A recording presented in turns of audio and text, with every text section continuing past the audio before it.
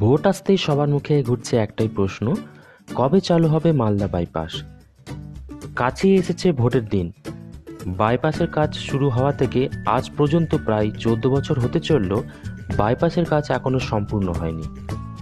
মালদার ট্রাফিক জ্যামে অতিষ্ঠ হয়ে উঠেছে নিত্যযাত্রীরা। সুস্তানি থেকে মঙ্গলবাড়ি রেলগেট পর্যন্ত প্রত্যহ নাকাল হতে হচ্ছে।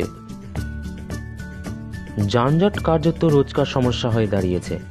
বাইপাসের কাজ 80% হয়ে গেলেও আর্থিক সমস্যা, মজুরি সমস্যা, জমি সমস্যা প্রভৃতি টালবাহানায় কার্যত তা চরম শিখরে পৌঁছে গিয়েছে। লোকসভা ভোটের মুখে মালদাবাসীর মুখে একটাই প্রশ্ন, কবে চালু হবে মালদা বাইপাস। অন্যদিকে 2014 সালে ভূতনি সেতু নির্মাণ কাজ শুরু হলেও আজও শেষ হয়নি নির্মাণ কাজ। উত্তরবঙ্গের উন্নয়ন মন্ত্রী এই বছরের 20 মার্চের মধ্যে নির্মাণ কাজ শেষ করার সময়সীমা বেঁধে দিয়েছিলেন, তবু সেতুর কাজ শেষ হয়নি।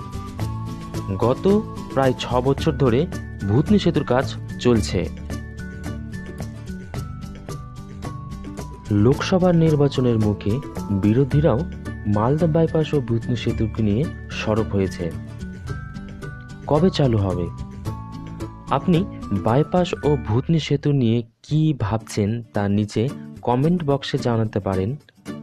সাথে সোশ্যাল মিডিয়া প্রত্যেও আমার সাথে জুড়ে থাকতে চাইলে ইনস্টাগ্রাম ও ফেসবুকে ফলো করতে পারেন।